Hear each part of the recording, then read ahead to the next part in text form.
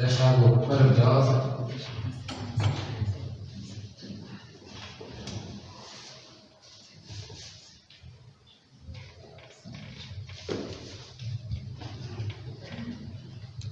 Esta água é maravilhosa porque ela é um símbolo de vida, da vida que Deus tem para nós. Posso ouvir um amém? Nós temos estado a falar nestes últimos fins de semana sobre fé e nós vamos continuar a falar sobre fé. O propósito é que, ao nós nos expormos em nosso coração e em nossa alma cada vez mais à fé, haja de facto uma mudança. O propósito da nossa vida em Cristo é sempre haver uma mudança positiva, é sempre haver algo que está em transformação. Por vezes nós pensamos que a ação, a mudança é qualquer coisa que está sempre a acontecer a alguns fora de nós, mas não, a principal mudança do cristianismo ocorre diariamente dentro de nós. E para isso é necessário aquilo que nós, já que hoje orámos no início deste culto, que é termos fome de Deus, termos desejo, termos prazer de estar na presença de Deus. E é também esta predisposição para que Deus esteja permanentemente operando essa obra, não é? Que é a nossa vida. Nós temos que nos ver como uma obra que está sempre em construção. Temos que nos alegrar com cada piso que é colocado, com cada acabamento que Deus faz em cada piso, não é? Com cada revestimento que Deus nos dá do seu amor, da sua glória, da sua unção. E temos que, estando gratos daquilo que Deus já fez, olharmos com ousadia para as coisas que estão por fazer, sabendo que Deus é não apenas o autor, mas o consumador da nossa fé. Deus não é um Deus que deixa obras por fazer, mas Deus é um Deus que veio para consumar toda a boa obra que começou em nós. Amém? E é nesse sentido que nós vamos hoje falar sobre ande pela fé e não pelas vistas. Isto é já praticamente há muitos anos um chavão que nós temos na nossa vida cristã. Sabemos que há um versículo bíblico que diz isto exatamente. O apóstolo Paulo disse isto aos Coríntios: olha, vocês sabem que nós andamos pela fé e não pelas vistas. Só que na prática, no nosso dia a dia, muitas são as vezes que nós andamos pelas vistas e não pela fé. E essa é a razão porque ainda há tanta carnalidade, porque ainda há tanta coisa que não é extraordinária como nós desejaríamos em nossa vida, porque alguns nós ainda não ganhamos essa perícia, essa arte de vivermos os pés na terra, mas com os olhos postos no céu e com o coração a receber instruções continuamente de Deus. Então vamos abrir em João 20, versículo 26, vamos falar hoje acerca disso, vamos nos recentrar mais e mais em Cristo. João 20, versículo 26. Nós vamos ver um episódio que aconteceu com Jesus e com os seus discípulos e, de certa maneira, é um marco, de certa maneira, profético daquilo que se passa ainda hoje com muitos dos seus discípulos. João 20, versículo 26. João 20, versículo 26. Fala de um momento em que Jesus já havia ressuscitado, ainda não tinha subido aos céus, já tinham passado 8 dias, e diz assim no versículo 26, João 20, versículo 26. E 8 dias depois estavam outra vez os seus discípulos dentro, e com eles Tomé. Chegou Jesus, estando as portas fechadas, e apresentou-se no meio e disse: paz seja convosco. Depois disse a Tomé: põe aqui o teu dedo e vê as minhas mãos, e chega a tua mão e põe no meu lado. E não sejas incrédulo, mas crente. E Tomé, não é, quando o fez, quando foi lá tocar no sítio da espada, perfurou Jesus, e quando viu as marcas nas mãos de Jesus, com os seus próprios olhos, disse-lhe: Senhor meu e Deus meu. Então disse-lhe Jesus: porque me viste, Tomé, tu creste. Bem-aventurados os que não viram e creram. Bem-aventurados os que não viram e creram. Então, isto aconteceu, este episódio em particular, esta ação que Jesus tomou, tem a ver com aquilo que diz no versículo 25. Antes de nós termos começado a ler, o que tinha sucedido é que Jesus já havia ressurreto, mas havia discípulos que ainda estavam incrédulos acerca daquilo que Jesus lhes havia dito. de que ressuscitaria ao terceiro dia, de que voltaria a ter vida. Então, um desses discípulos foi Tomé, diz no versículo 25, lhe disseram, pois, os outros discípulos, olha, já vimos o Senhor. Quer dizer, depois de Ele ter sido crucificado, depois de ter sido sepultado, nós já o vimos de novo com vida. Mas Ele disse-lhes, se eu não vir o sinal dos cravos em suas mãos, e não puser o meu dedo no lugar dos cravos, e não puser a minha mão no seu lado, de maneira nenhuma o crerei. Então, Tomé teve porventura a ousadia de dizer aquilo que muitos crentes sentem e acreditam, mas não têm coragem de dizer. É que muitas das situações da nossa vida, pelas quais nós vivemos desanimados, esse desânimo está lá instalado e muitas vezes não se vai embora, nem que as pessoas orem, nem que as pessoas nos imponham as mãos, nem que as pessoas intercedam por nós, porque sem querer nós temos esta mentalidade, temos esta falsa crença, temos esta incredulidade instalada no nosso coração, de que queremos nas coisas mais difíceis que Deus pode fazer na nossa vida se as virmos primeiro. Ora, precisamos entender que essa não é uma máxima de quem está em Cristo. Essa é uma máxima, é um princípio das pessoas que vivem sem Cristo. Todas as pessoas que têm apenas uma existência natural, elas vivem com esta máxima. Ver primeiro para querer depois, não é? É tal e qual como este não é. Se eu vir, então eu vou crer. Se eu tiver uma percepção das coisas como elas acontecem, então eu vou acreditar que Deus está-se a mover na minha vida. E muitos crentes acham isto natural, mas não é natural. De facto, é natural no sentido que é terreno. Mas para um cristão, o que é natural deveria ser sobrenatural. Nós nascemos de novo em Cristo, nós entregamos nossa vida a Jesus. A Bíblia diz que o nosso espírito foi recriado. Diz que foi colocada luz onde havia trevas no nosso espírito. Nós somos um ser espiritual antes de tudo. O nosso espírito estava às escuras para Deus. Estava, vamos dizer, sem poder interagir com Deus. E Deus, quando nós entregamos a vida a Jesus, a Bíblia diz que houve um novo nascimento. Nós nascemos do Espírito. Não nascemos apenas da carne, de cada um de nós, pais diferentes aqui na terra, mas nós nascemos do Espírito para Deus. Deus abriu os olhos do nosso Espírito, deu olhos à nossa fé, fez-nos ver as coisas conforme elas são no mundo espiritual. Começou a abrirmos esse livro, não é? Daquilo que é o mundo espiritual.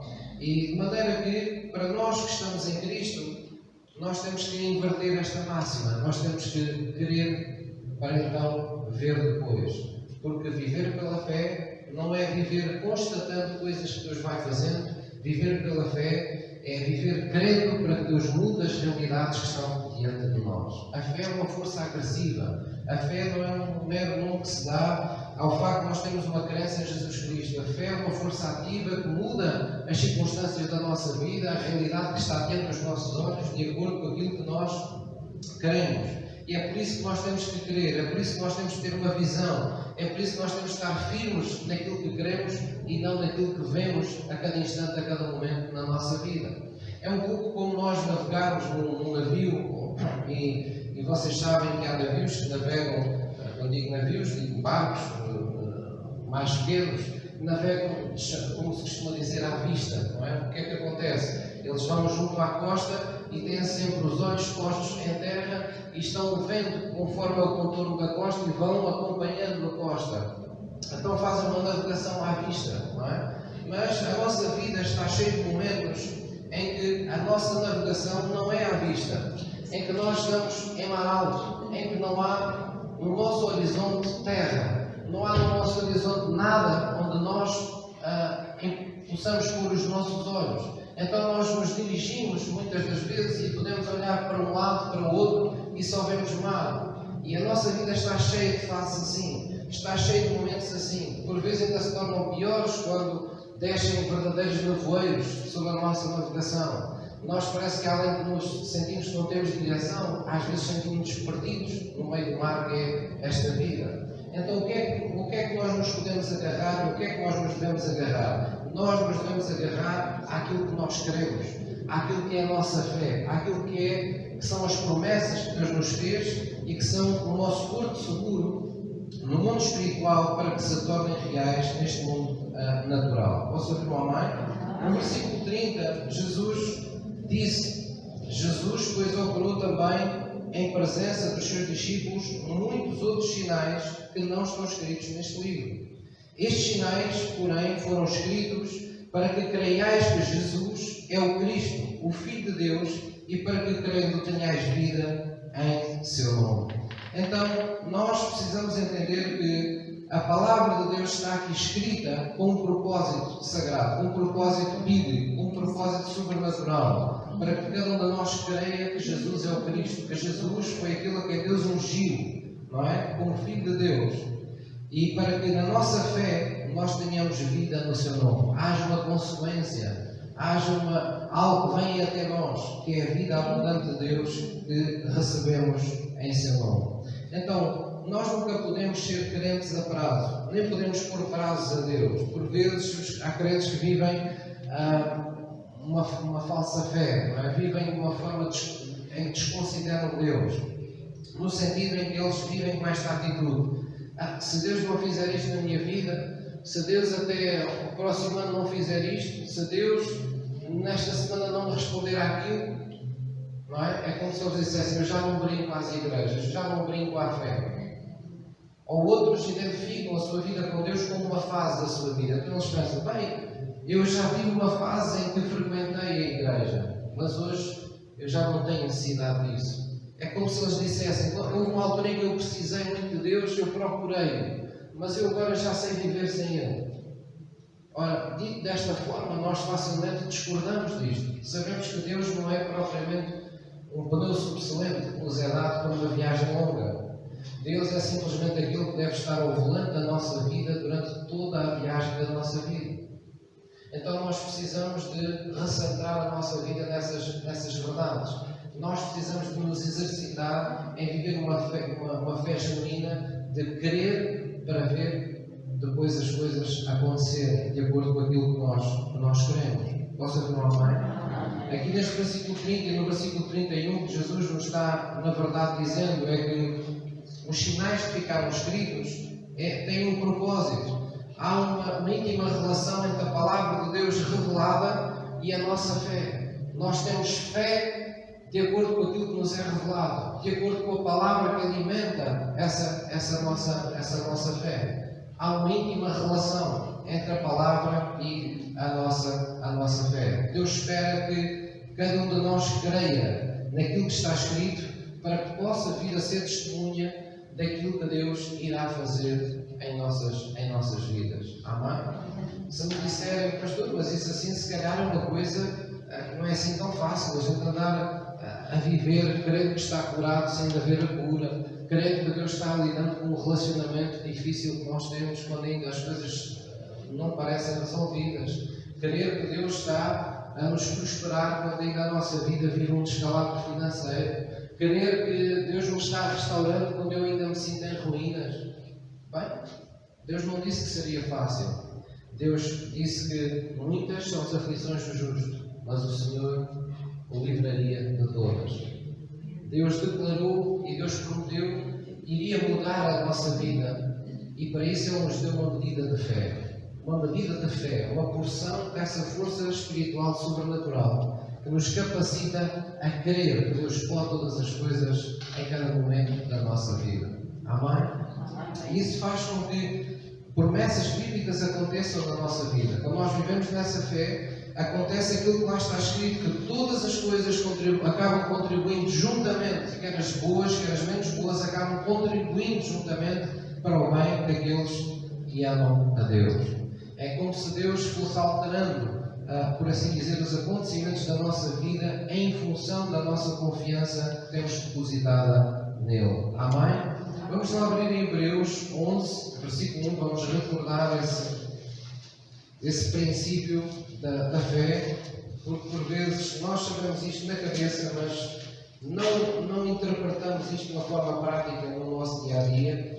Nós muitas vezes estamos connosco no nosso dia a dia desanimados, porque queremos que as coisas estivessem para ontem, já manifestas em nossa vida, e não entendemos que Deus tem um processo no qual nos quer envolvidos. Deus quer nos ensinar e nos estruturar e nos capacitar ao mesmo tempo que nos abençoa. Deus não quer filhos mimados, Deus quer filhos capacitados, crescidos. Então Ele permite-nos enfrentar as circunstâncias. Hebreus 11, versículo 1.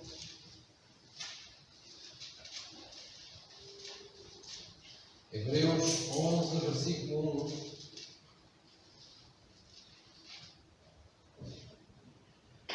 Diz assim a palavra de Deus. Ora, vamos ler juntos. A fé é o firme fundamento das coisas que se esperam e é a prova das coisas que se não veem. Leiam só agora, diz: porque por ela os antigos alcançaram testemunho. Por ela, pela fé, os antigos, aqueles que no Velho Testamento estiveram envolvidos em feitos de Deus, eles vieram a ser testemunhas de como aquilo que eles acreditavam se tornou realidade. Diz no versículo 3: pela fé entendemos que os mundos, pela palavra de Deus, foram criados. Os mundos, pela palavra de Deus, foram criados. Pela palavra de Deus, foram criados.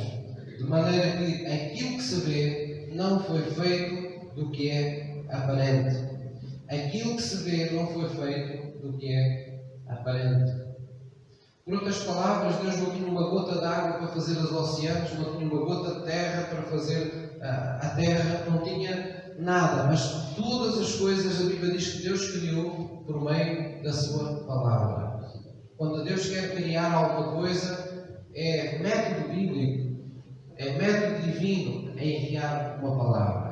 Quando Deus quer mudar a nossa vida, Deus envia-nos uma palavra revelada ao nosso coração. Quando Deus quer mudar o rumo da nossa vida, quando Deus nos quer retirar do caminho mau do qual nós necessitamos nos arrepender, Ele envia uma palavra com forte constrangimento ao nosso coração, para que haja uma mudança primeiro dentro de nós, antes de haver uma mudança fora de nós, na nossa vida. Então, muitas das vezes, quando Deus quer mudar alguma coisa, Deus envia a sua palavra. Houve um homem que não frequentava a igreja, não era um frequentador assíduo, mas teve revelação desta verdade. A Bíblia trata-o como um centurião romano.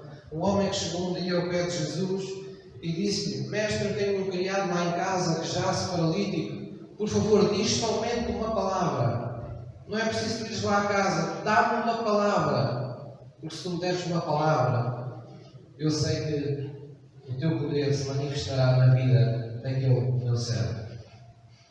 Pela tua palavra, as coisas irão mudar.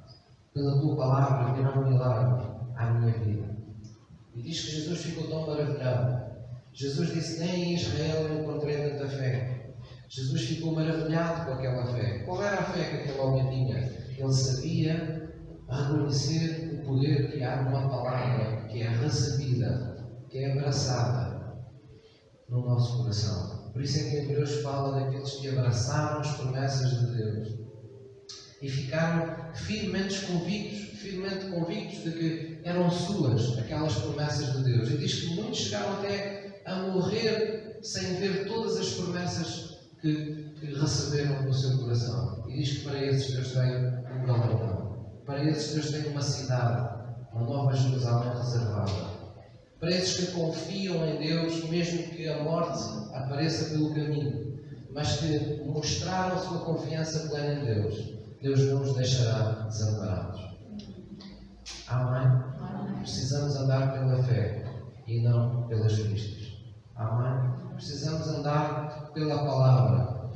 Precisamos compreender que Deus é Deus que chama as coisas que ainda não são como se já fossem. Então, nós não nos podemos sentir estranhos em fazê-lo. Nós temos que pensar: se eu tenho a natureza de Deus, se Deus criou as coisas assim, Deus tem uma forma de fazer as coisas. Eu vou abraçar isso. Eu vou abraçar essa maneira, essa forma do Espírito de Deus se mover em minha vida. Amém? Isto em termos práticos significa que você precisa crer que Jesus já curou quando você necessita de ser curado por Jesus Cristo.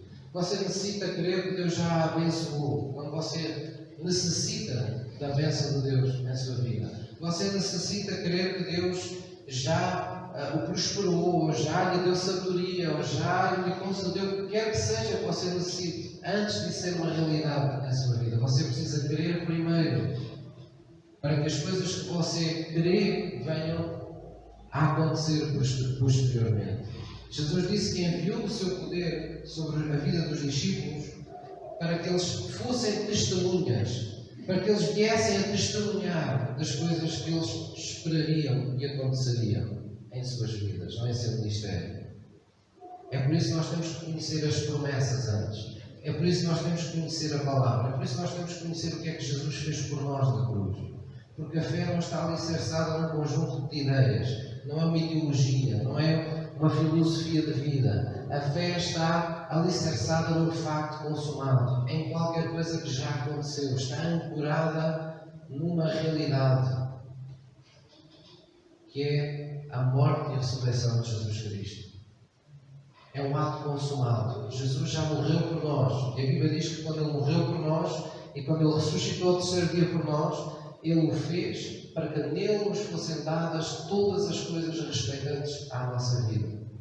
Para tudo do qual nós estávamos privados em função da natureza do pecado, em função da culpa que porventura haveria em nossa vida, todas essas coisas que nos estavam vedadas pudessem ser acessíveis. E é por isso que Deus tem hoje em Cristo Jesus para todos nós o trono da graça. Deus tornou em Cristo acessível a sua herança para nós, as suas bênçãos para nós, as coisas que Ele quer fazer para nós. Posso ouvir uma mãe? E nós precisamos entender essa forma de Deus operar. A fé está assim relacionada com a palavra de Deus. Ela é o firme fundamento das coisas que se esperam. A fé é aquilo que nós temos que ter quando esperamos pelas coisas que Deus promete na nossa vida. Pastor, mas não é normal termos ansiedade? É, mas devemos ir à presença de Deus, devemos orar. Quanto maior for o problema, quanto maior for, vamos dizer, o combate das nossas emoções, quanto mais for posta em causa a nossa fé perante aquilo que estamos a viver, mais nos devemos refugiar em Deus. Para quê? Para que a presença de Deus seja mais e mais poderosa na nossa vida, para que tenhamos mais consciência dessa presença de Deus, para que em nenhum momento a gente duvide que Ele está de facto no controle da nossa vida, mesmo quando tudo parece contrário. Posso afirmar?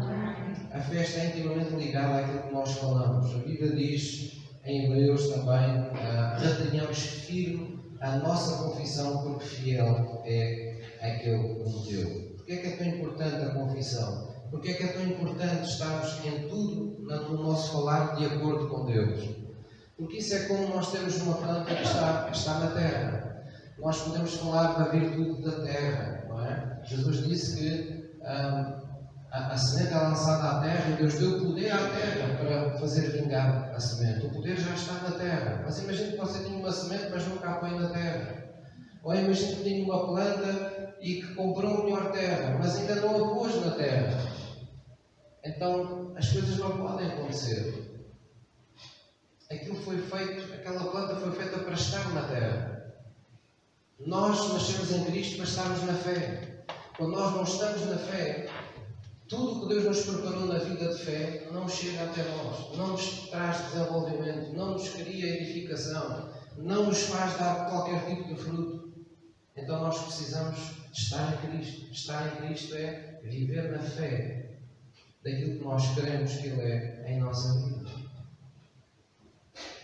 Posso dizer um amém? Nós precisamos de estar em tudo de acordo com Deus. Toda a vez que nós concordamos com Deus, uma vez e outra, quando estamos em oração e dizemos a Deus a sua palavra, não é? Falamos as promessas conforme as conhecemos, reconhecemos o poder inequívoco que Ele tem na nossa vida, e agradecemos as coisas que Ele está fazendo na nossa vida quando não as vemos.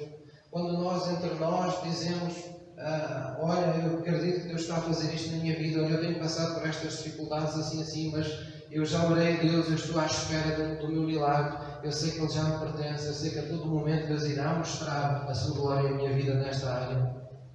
Quando nós estamos entre amigos, estamos até no meio de pessoas incrédulas, ou no meio de colegas de trabalho, ou seja o que for, E as pessoas sabem, às vezes, as coisas que nos acontecem, sabem, às vezes, as situações acabam tomando conhecimento, mesmo sem nós dizermos das situações da nossa vida. Impõe-se que quando as pessoas nos questionam, nós possamos dizer convictamente: não, olha, eu sou uma pessoa que acredita em Deus. E apesar de estar a viver esta situação assim, eu sei que Deus não irá deixar as coisas como estão na minha vida. Eu sei que Deus já abriu um caminho para mim. Eu sei que Deus já preparou algo melhor para mim. Eu estou na expectativa das coisas boas que Deus já me preparou. Mesmo que sejamos gozados, mesmo que sejamos incompreendidos, mas é assim que nós devemos falar. Porque se somos salvos, devemos dar testemunho da nossa salvação. Se acreditamos que fomos abençoados, devemos dar testemunhos de que fomos abençoados. E assim por diante. É importante que isso seja feito. A Bíblia diz no Velho Testamento que não deve haver silêncio em nós, igreja, nós crentes, em nós que vivemos pela fé, até que Deus ponha a sua igreja por louvor da terra.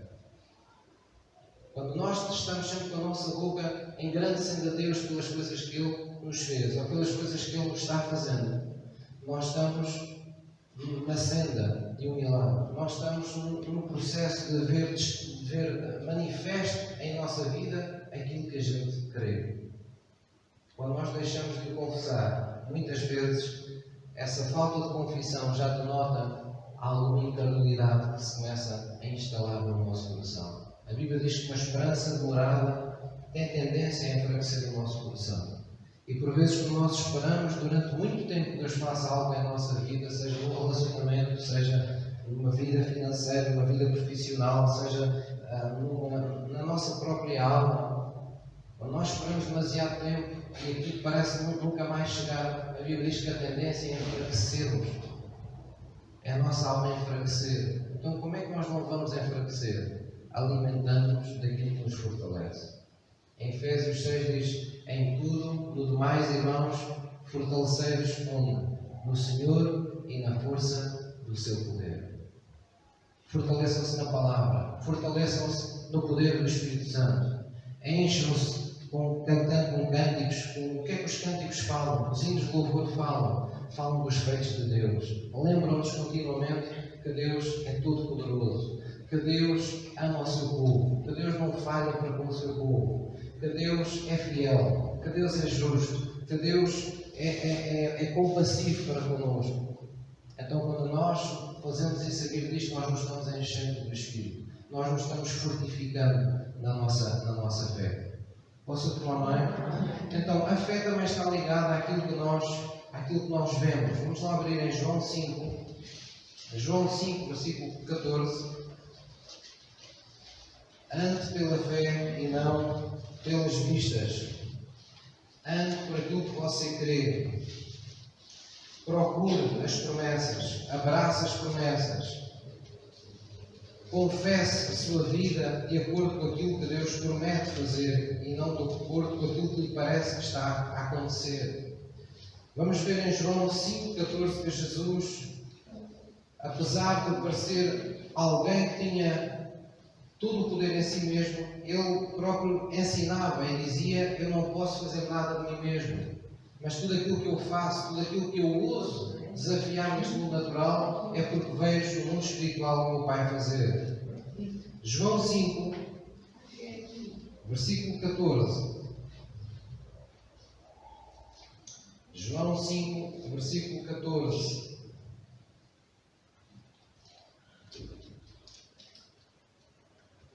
Desculpem, 19. É o versículo 19.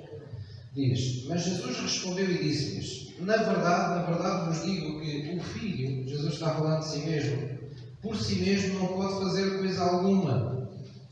É como se Deus nos estivesse a dizer a cada um de nós que nós em nós mesmos, também por nós próprios, há momentos e alturas na vida que não podemos também de nós mesmos fazer nada. Mas aqui diz o segredo: não pode fazer coisa alguma se o não vir fazer o Pai, porque tudo quanto o Pai faz, o Filho faz igualmente. O que é que Jesus veio fazer à Terra? Jesus veio nos revelar o Pai. Porquê é que Jesus curou enfermos?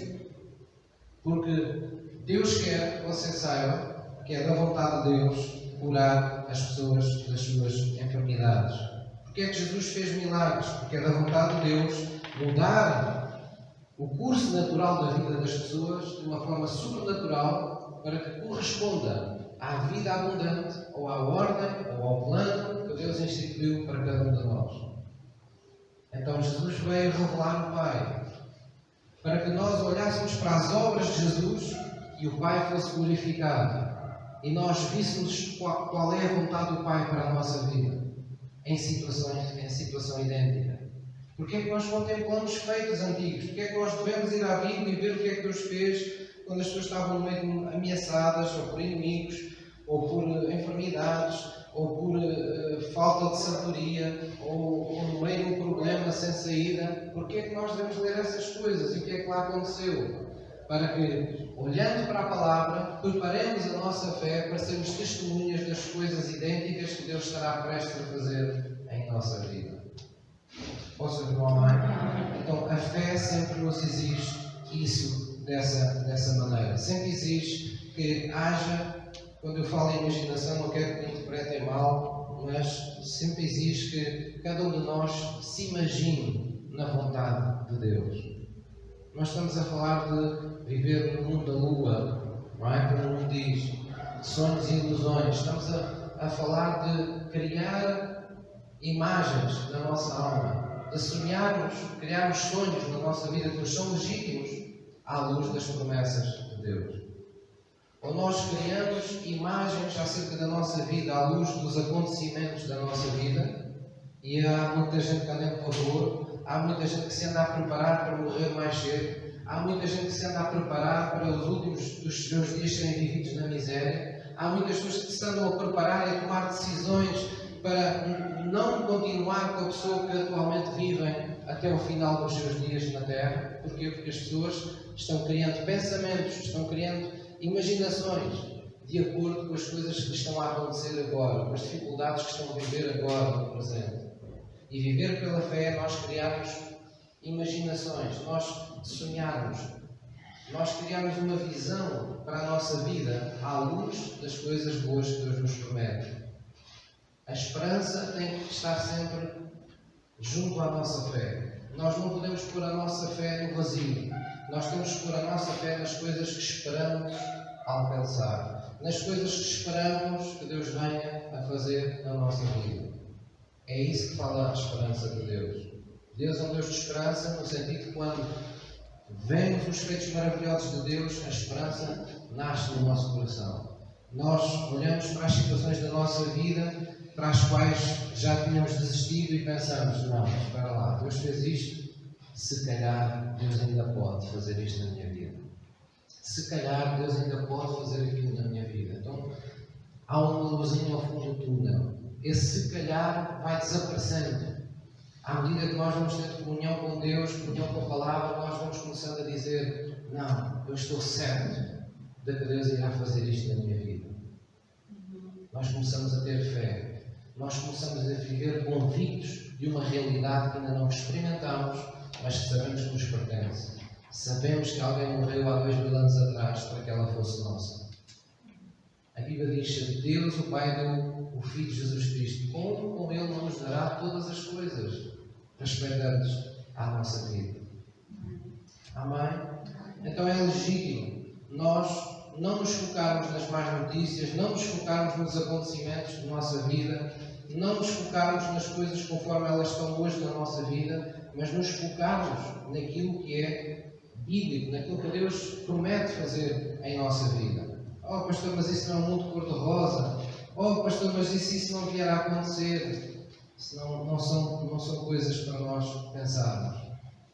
Nós temos que pensar que quando Deus fala, Deus não mente. Que Deus nunca diz nada que não esteja disposto a fazer na nossa vida. E isso é olharmos para Deus com fé. Amém? Vamos lá ver em 2 Coríntios 5, 7. 2 Coríntios 5, versículo 7.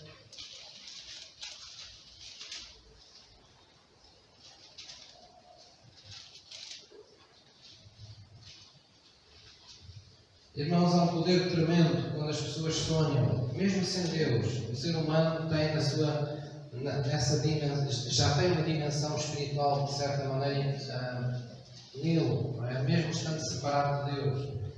Há muitas pessoas nesta terra que alcançam coisas verdadeiramente incríveis só pelo seu sonho que eles não deixam morrer, não é?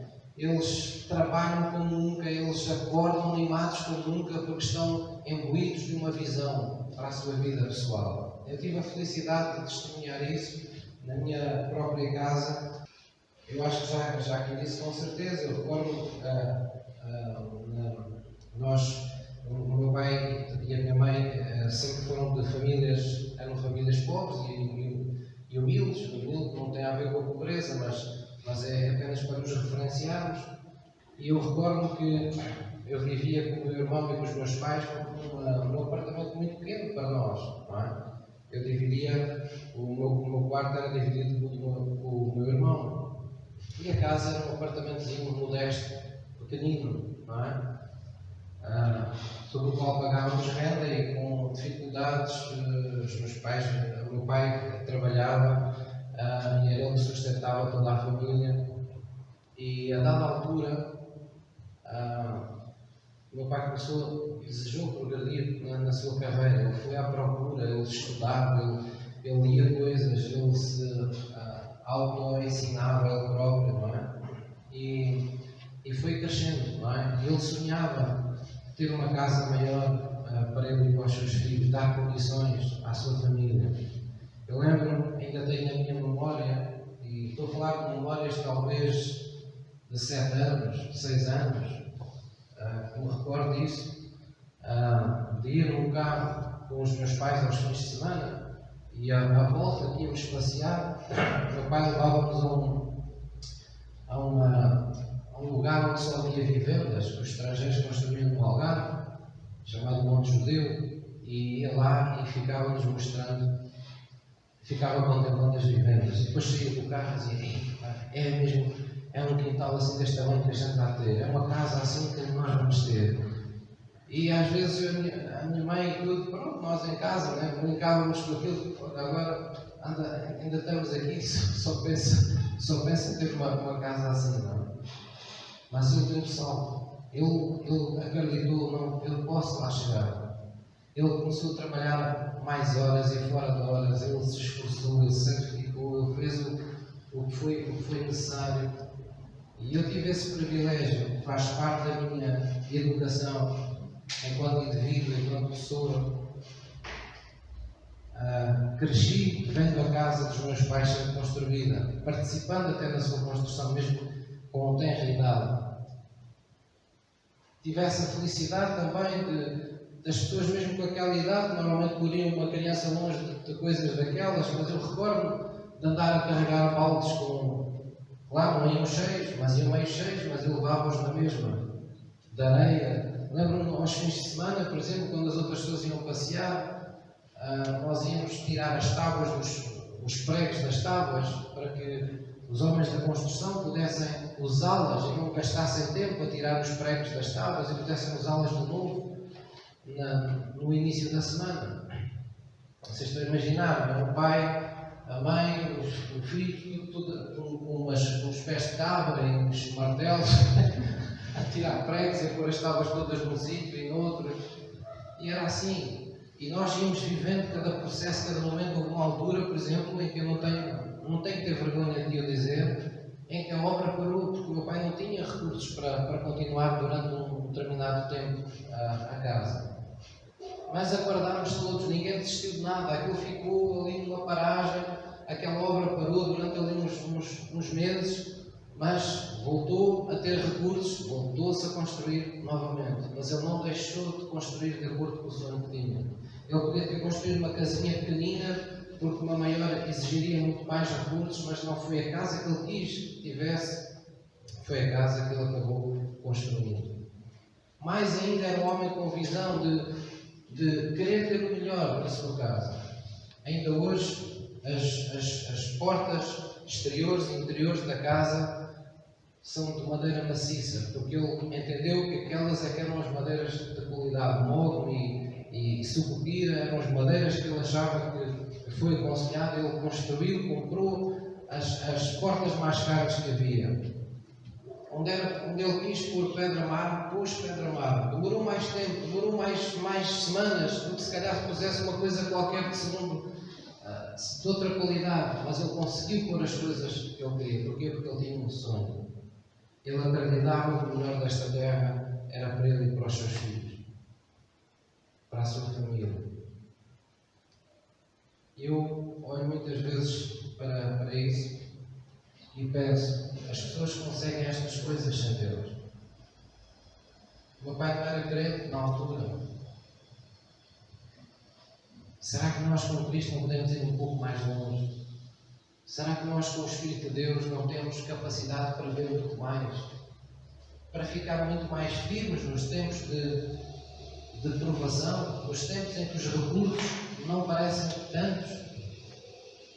Será que nós, em Cristo, não temos capacidade para, quando o nosso corpo dá provas de fraqueza e vulnerabilidade, nos aguentarmos e dizermos: não vou ser essa pessoa doente para o resto da minha vida, eu vou ser essa pessoa curada que Jesus conquistou para mim, ressuscitando ao terceiro dia? Será que quando vem um problema familiar, ao invés de nós fazermos planos para destruição da nossa casa, não devemos antes fazer planos para ultrapassar todas as dificuldades?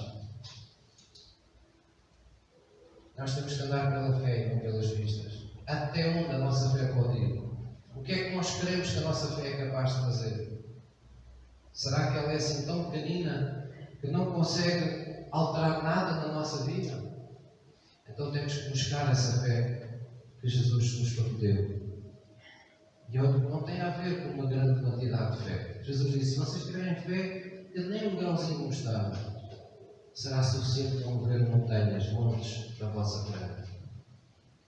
Então nós precisamos, acima de tudo, de uma fé bíblica. Precisamos de estar ligados a essa grande corrente, não é? Que é Deus. Posso dizer não é? A Bíblia nos ensina a como preservar nos tempos de dificuldade. Vamos lá abrir em Abacuque 3. Abacuque 3, fica aí no Velho Testamento. Se tiver dificuldade, vai ao início da sua Bíblia, tem um índicezinho. Na minha Bíblia fica na página 1004, mas noutras Bíblias será outra página. Abacuque 3. Esta é uma das passagens que, se calhar, vocês mais me ouvem trazer aqui à igreja, porque esta é uma passagem que nos ensina a caminhar na fé, nos ensina a permanecer na fé. Abacuque 3, versículo 17. Diz assim a palavra de Deus: porque ainda que a figueira não floresça. Imagine uma pessoa que está a viver da terra, não é? Vive do que os animais dão, daquilo que as plantas dão, daquilo que as árvores dão. E diz no versículo 17: porque ainda que a figueira não floresça, nem haja fruto na vide, ainda que seccione o produto da oliveira, e os campos não produzam mantimento, ainda que as ovelhas da manhada sejam arrebatadas, e nos currais não haja gado, todavia, mesmo assim, eu me alegrarei no Senhor, exultarei no Deus da minha salvação. O Senhor Deus é a minha força, e Ele fará os meus pés como das serras, e me fará andar sobre as minhas alturas. Amém? Esta é a expressão exata daquilo que é nós andarmos na fé e não de acordo com as nossas vistas. Mesmo que tudo à nossa volta nos minta acerca de Deus.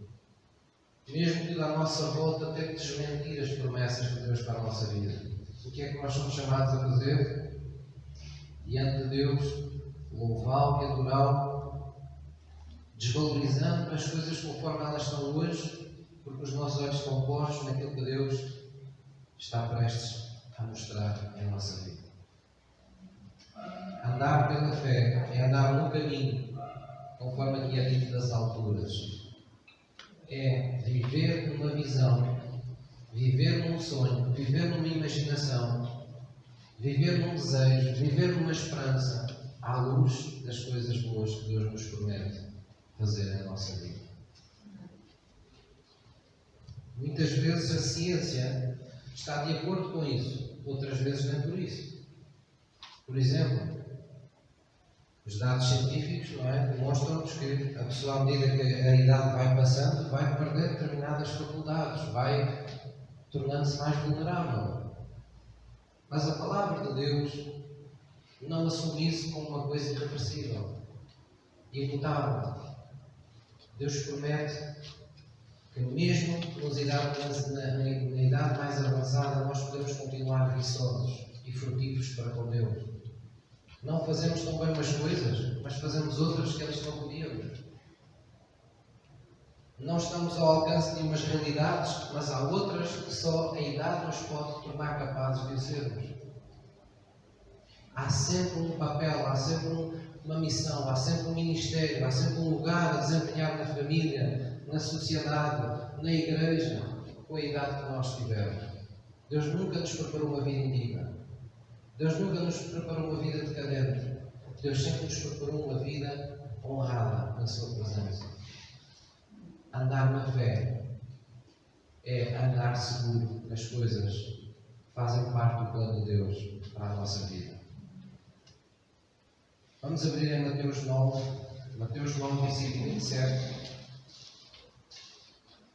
Em Mateus 9, 27, nas páginas à frente onde vocês estavam,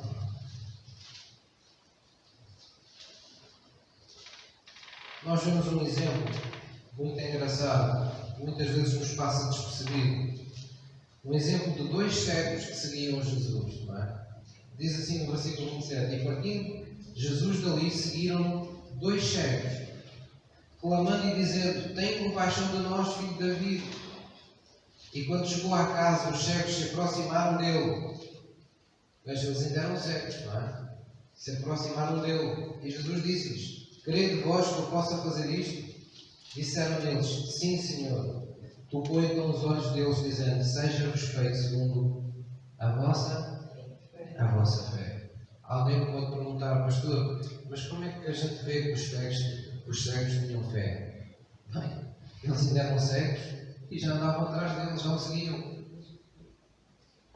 Eles não precisavam de ver para seguir o Jesus em que acreditavam. Eu acredito que no coração de Jesus deve ter passado, na mente de Jesus deve ter passado este pensamento. Eles já andam atrás de mim há tanto tempo, só lhes falta uma coisa mesmo, é verem. Tanto eles quereram, eles vieram atrás de mim, eles seguem. Eu vim para casa e eles continuam seguindo-me até a casa. E continuam a clamar por mim. Poderiam ser daqueles que pensariam, mas que figura é que nós estamos aqui a fazer, cegos, atrás de um homem, a passar por estas vergonhas, a clamar, com toda a gente a ouvir. Eu já não sabe há quanto tempo é que eles vinham clamando. Mas eles não desistiam. Eles estavam absolutamente certos que aquilo era o homem que podia mudar as suas vidas.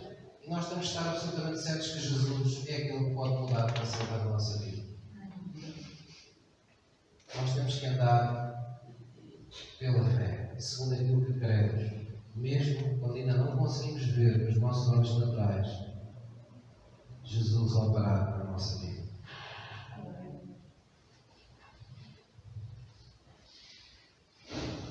Posso ouvir online? Vamos terminar e ver 1 Samuel 1. 1 Samuel 1, depois pode subir. Diga à pessoa que está ao seu lado, olha, anda pela fé, e não pelas vistas. Mesmo com máscara, anda pela fé.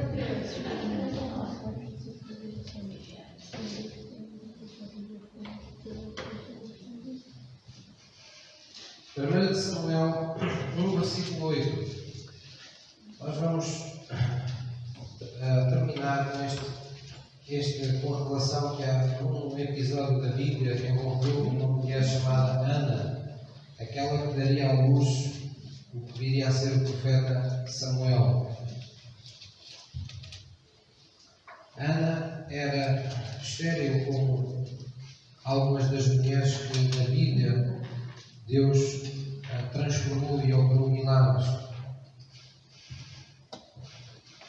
1 Samuel 1, versículo 8. E Ana tinha uma tristeza que andava com ela há muito tempo, que era não poder ser mãe, não poder ter um filho. E o seu marido perguntava-lhe incessantemente: então, mas porquê é que andas tão triste? Não é? Porquê é que choras? Porquê é que não comes? Porquê é que está mal o teu coração? Bem, ele não entendia, mas este ainda perguntava. Aqueles que não perguntam. Mas este homem não entendia o que se passava, não entendia o que estava na gente, o que estava no coração desta mulher. Ela tinha essa tristeza consigo. Ela era permanentemente, sentia-se envergonhada, diminuída, quando via outras mulheres terem essa capacidade, essa possibilidade que ela não tinha. Então diz que, numa dada altura, ela limpou as suas lágrimas e foi ao lugar de oração, foi como que é a igreja, não é? E lá bem perto do sacerdote ela fez a sua petição a Deus, pediu a Deus esse filho e prometeu a Deus que se Deus lhe desse esse filho, ela o consagraria a Deus. Pelo caminho ainda sofreu alguns processos recambulescos, não é? Como o sacerdote pensar que ela estava embriagada, porque ouvia só mexer os lábios, não é? Mas ela estava orando no coração, ainda teve que ultrapassar isso. Mas a dada altura, o sacerdote Eli foi usado para trazer uma palavra no seu coração. Ele disse: olha, segundo o teu pedido, venha segundo esse pedido, segundo a tua fé, assim seja feito contigo. Ele concordou com ela, no nome de Deus. E sabe, Deus acabou lhe dando esse filho. Diz aqui em Samuel, no versículo 8, então Elcana, seu marido, lhe disse: anda, porque choras, porque não comes, porque está mal o teu coração. Não te sou eu melhor do que 10 filhos? No versículo 17 diz: então respondeu Eli, o sacerdote: vai em paz, e o Deus de Israel te conceda a petição que lhe fizeste. E disse ela: acha a tua serva graça aos teus olhos? Acha a tua serva graça aos teus olhos? Assim a mulher foi o seu caminho e comeu, quer dizer, voltou a comer, ela estava sem comer com a sua tristeza, e diz que o seu semblante já não era triste. E levantaram-se de madrugada e adoraram perante o Senhor, e voltaram e chegaram à sua casa em Ramá, e Elcana, que era o seu marido, conheceu Ana, sua mulher.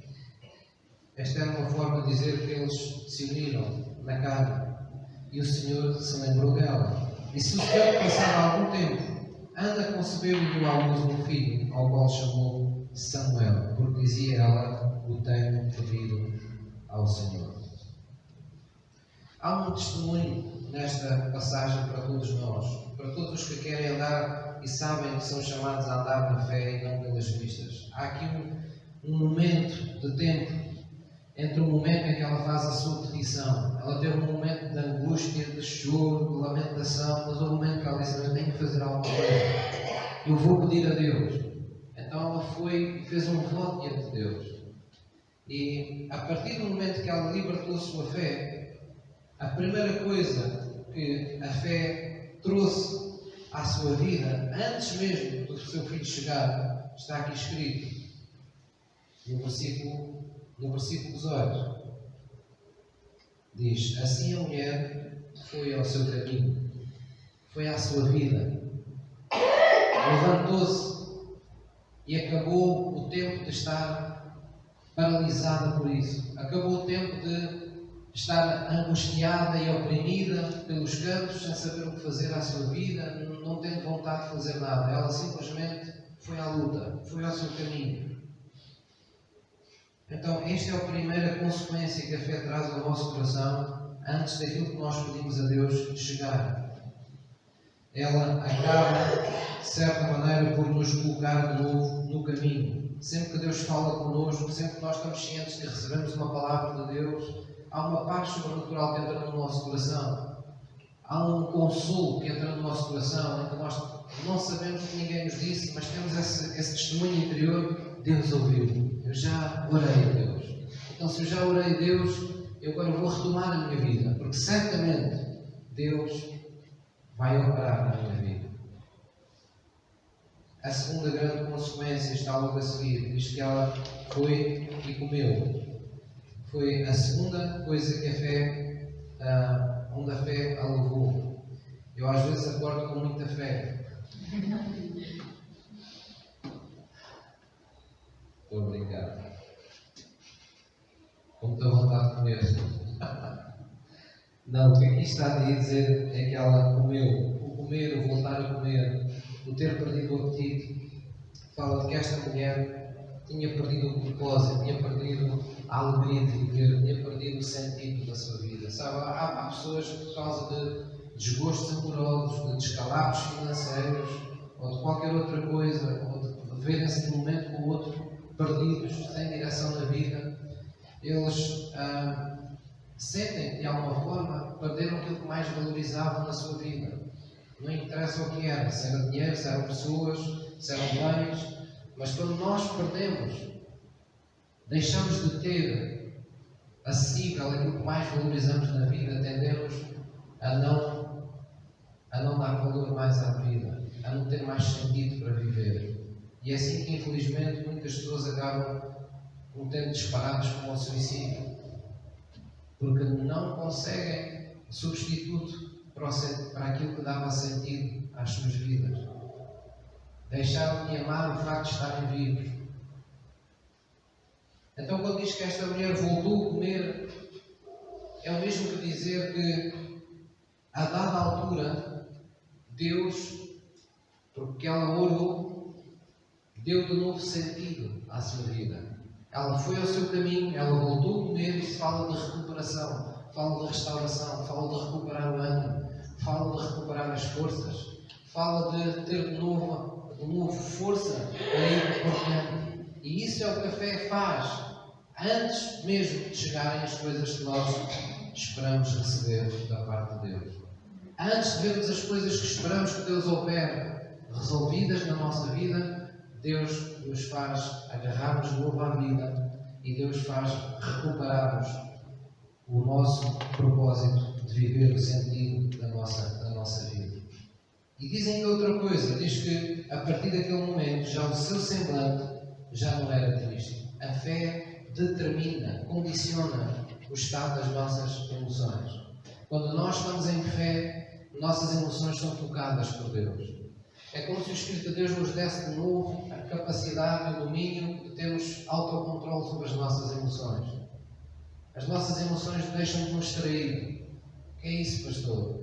É a pessoa querer ir trabalhar, ou a pessoa querer estar com os outros, ou a pessoa de saber que tem alguma coisa para fazer e não ser capaz porque as emoções não a deixam. A fé faz com que, a partir desse instante, o Espírito de Deus venha lidar com as nossas emoções. Deus não nos deixa sentir as coisas acima da medida em que as podemos suportar. A fé determina o estado das nossas emoções. Eu estou a dizer isto devagar porque às vezes há crentes que pensam que estão a viver em fé a alguma coisa da vida, mas não estão. As suas emoções continuam descontroladas, as suas emoções continuam desestabilizadas, continuam como se eles ainda estivessem no inferno. Como se o futuro que nos espera ainda fosse um inferno. E nós temos que estar na presença de Deus. Não apenas para pedir e correr, porta fora, mas temos que permanecer na presença de Deus. Para quê? Para que a nossa fé seja o princípio de Deus começar a restaurar de imediato as nossas emoções. As nossas emoções são os nossos muros. Quando elas não estão bem, é como uma cidade com muros caídos. É como você ter uma casa bonita, com tudo o precioso está lá dentro e não ter muros à sua volta. Qualquer pessoa entra e rouba o que você tem. Então esta mulher tomou nota. A partir do momento que recebeu, a partir do momento que saiu da casa de Deus com a certeza na sua fé de que Deus tinha atendido, estas três coisas aconteceram. Ela voltou à sua vida, de novo com ânimo, ela restaurou a sua vontade de comer, ela voltou a ter sentido para a sua vida e ela descobriu que a alegria do Senhor era a sua força. Não há mais lugar para a tristeza. Se eu estou à espera de coisas boas, porque é que é que me está a entristecer? Se eu estou na expectativa do milagre, porque é que é de estar no cara de quem está à espera de uma fatalidade? Então nós entramos no caminho da fé para poder experimentar a manifestação do milagre. Posso ouvir uma mãe? Vamos ficar de pé. Tudo isto começa com esta simples verdade. Nós queremos em Jesus. Nós queremos em Jesus Cristo. Nós nascemos de novo em Cristo Jesus. Há uma nova natureza, capaz de compreender coisas novas, firmes, elevadas, que Deus nos prometeu fazer na nossa vida. Nós vamos ouvir este hino e vamos deixar que a nossa alma se envolva nele, com esta letra que deve ser a expressão da nossa fé nesta manhã. Este hino que fala de como nós queremos em Jesus, como nós queremos que estamos debaixo da sua potente mão. E se há alguma situação na sua vida que lhe causa desespero, que lhe causa angústia, que se tem atravessado à sua frente, que lhe tem tirado a vontade de comer, ou que o tem impedido, tem paralisado na sua vida, impedido o seu agir, de você fazer aquilo que você sabe que deve fazer. Este é o momento de libertar a sua fé da presença de Deus. Amém? Vamos adorar todo o nosso coração.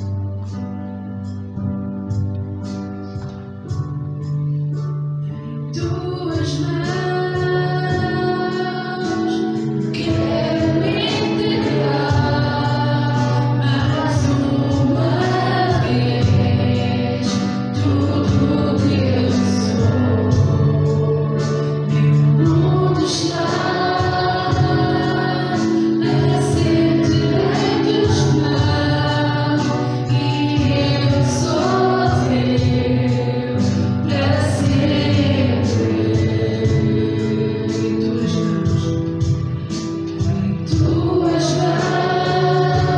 mãos eu quero entregar mais uma vez tudo que eu sou. Meu mundo está assente em tua mão e eu sou teu para sempre.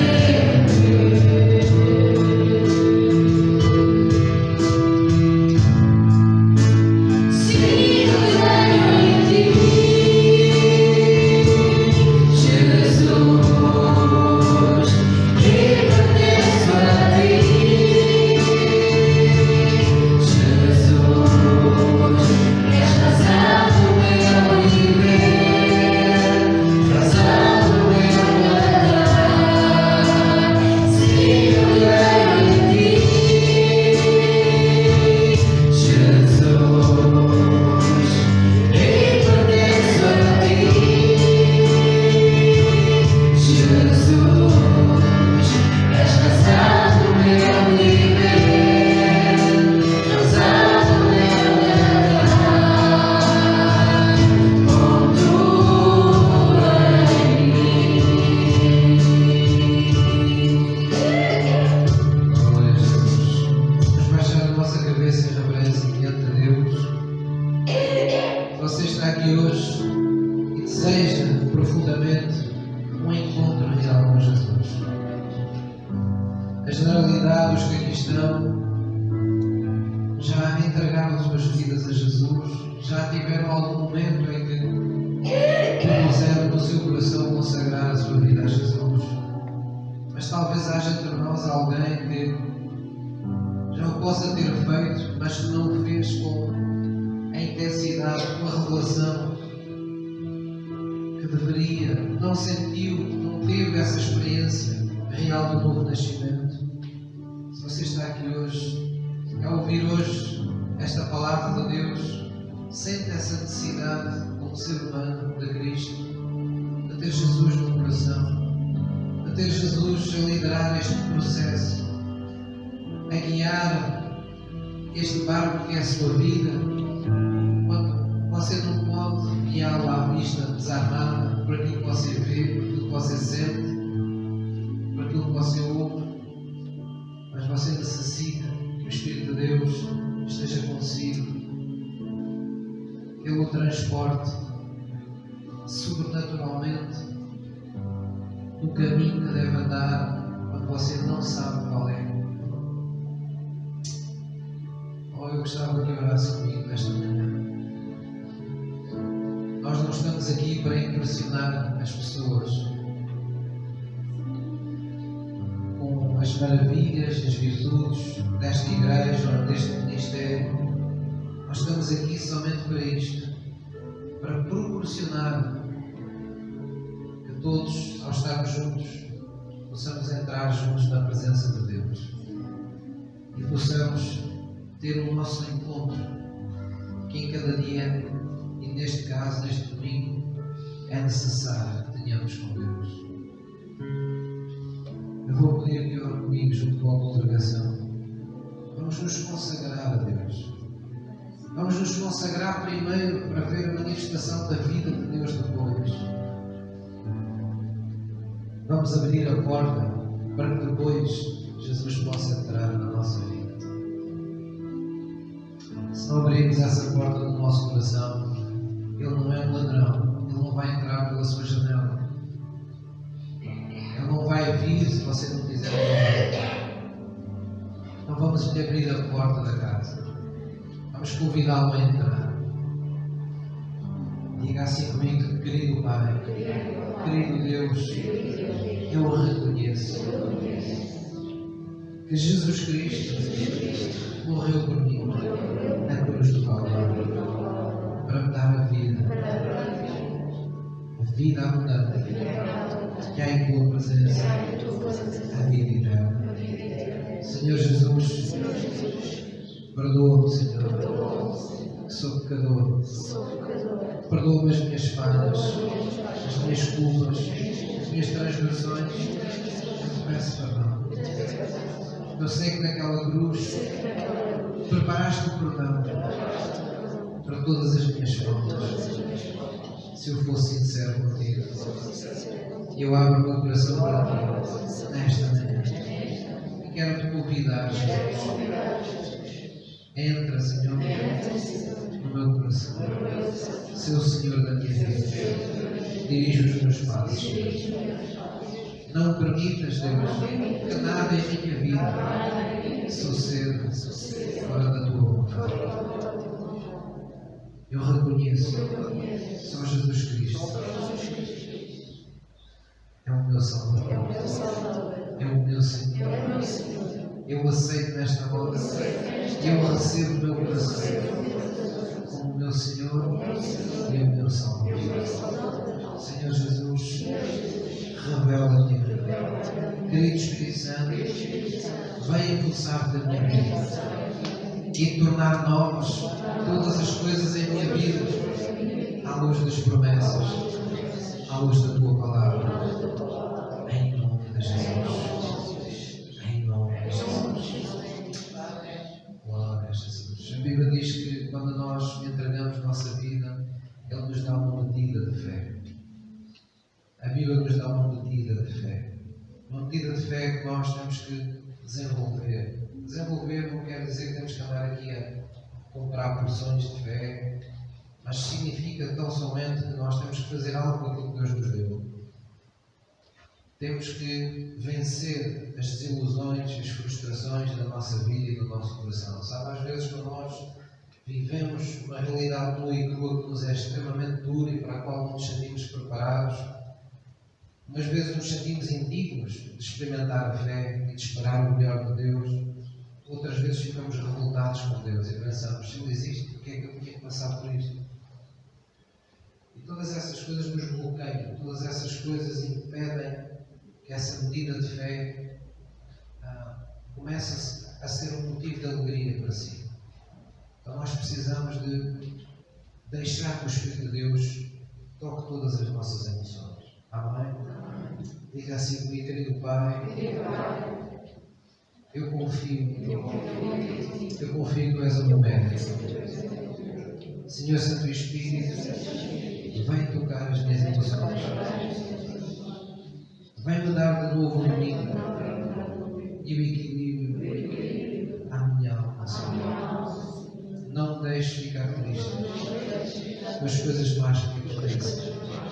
Não deixes que eu me entregue à tristeza, nem ao desânimo. Mas hoje eu estou aqui, Senhor, para determinado declarar a minha fé diante de Ti. A certeza que eu tenho de que uma vez que a minha vida está nas Tuas mãos, ela não será mais desprezada, não será mais alvo de chacota. Eu não terei mais razões para ficar desanimado, porque Tu és a vida, Tu és a ressurreição. Vem consolar o meu coração, Senhor. Eu não quero aguentar os problemas, eu quero que Tu me livres dos meus problemas. E por isso, com fé, eu declaro que Jesus é o meu Senhor, é o meu libertador. É com fé, Deus, que eu reconheço que ao Teu nome todas as coisas estão submetendo em minha vida.